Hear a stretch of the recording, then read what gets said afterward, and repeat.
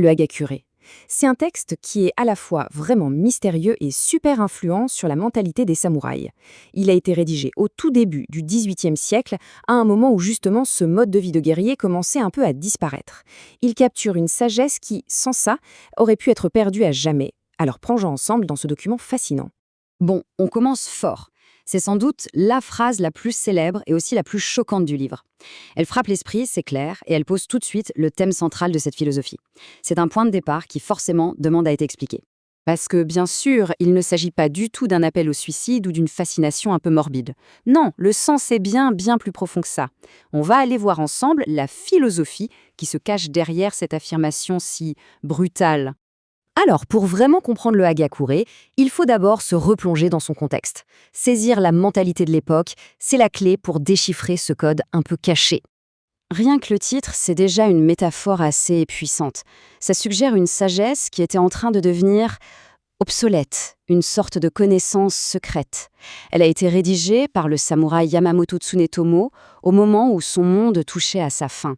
C'est une sorte de testament spirituel en fait. Et ça, c'est une approche vraiment brillante. Le Hagakure, il ne se contente pas de nous donner des réponses toutes faites.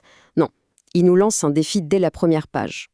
Toute notre exploration va donc s'articuler autour de cette question fondamentale. Bon, maintenant, attaquons-nous au principe le plus célèbre et probablement le plus mal compris du livre. C'est vraiment ici qu'on va toucher au cœur de la philosophie du Hagakure. Et là, le Hagakure apporte une nuance qui est absolument essentielle. Il fait bien la différence entre une mort vaine, qu'il qualifie de mort de chien, et la véritable voie. Et cette voie, en quoi elle consiste? Eh bien, à mourir sans honte, même si l'objectif n'est pas atteint. Le point crucial, ce n'est pas le succès de la mission, c'est l'absence de honte. Voilà qui illustre parfaitement le mécanisme psychologique derrière tout ça. Accepter la mort, ce n'est pas une fin en soi, c'est un outil. Un outil pour se débarrasser de la peur. En vivant comme si on était déjà mort, le samouraï se libère de l'hésitation, de l'anxiété, et il peut agir avec une clarté et une détermination totale, ici et maintenant. D'accord, mais alors, comment cet état d'esprit se traduit concrètement dans l'action? On passe de la philosophie pure à la pratique, au véritable pilier de la conduite d'un samouraï. Deux devoirs principaux ressortent. D'abord, une dévotion totale, désintéressée envers son Seigneur, le service avant tout. Et ensuite, la discipline de l'action rapide, sans la moindre hésitation. Il n'y a pas de place pour le doute. 7. Ce chiffre est la clé. Le Hagakure enseigne qu'une décision doit être prise dans l'espace de 7 respirations.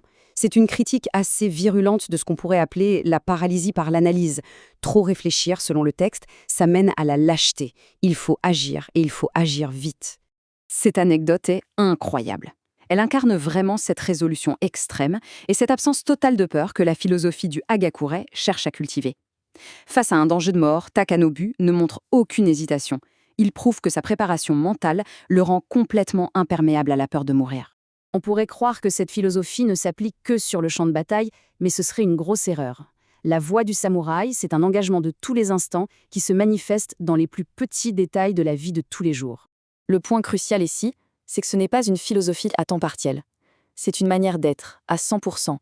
Chaque action, chaque mot, chaque détail de son apparence, tout ça c'est le reflet de la résolution intérieure du samouraï. Une négligence dans les petites choses, ça trahit une faiblesse de l'esprit. Mais pourquoi un rituel aussi précis, aussi détaillé? Tout simplement parce que la mort peut arriver n'importe quand. Un samouraï se doit d'être impeccable, toujours prêt à mourir sans honte. Et ça va jusque dans les moindres détails de son apparence.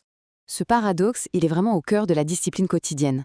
L'idée, c'est la suivante. En traitant les petites choses avec le plus grand sérieux, sa parole, son apparence, ses tâches quotidiennes, on forge la discipline nécessaire pour pouvoir faire face aux plus grands défis, avec calme et détermination. Pour conclure cette exploration, on va résumer un peu les grands principes du Hagakure et se poser la question, est-ce qu'ils ont encore une pertinence dans notre monde moderne? Voilà donc l'essentiel à retenir.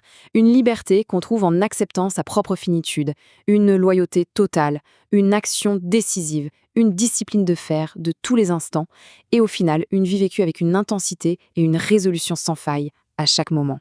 Et il nous reste cette question. Le Hagakure propose une voie qui est radicale, une voie de concentration et de dévouement total.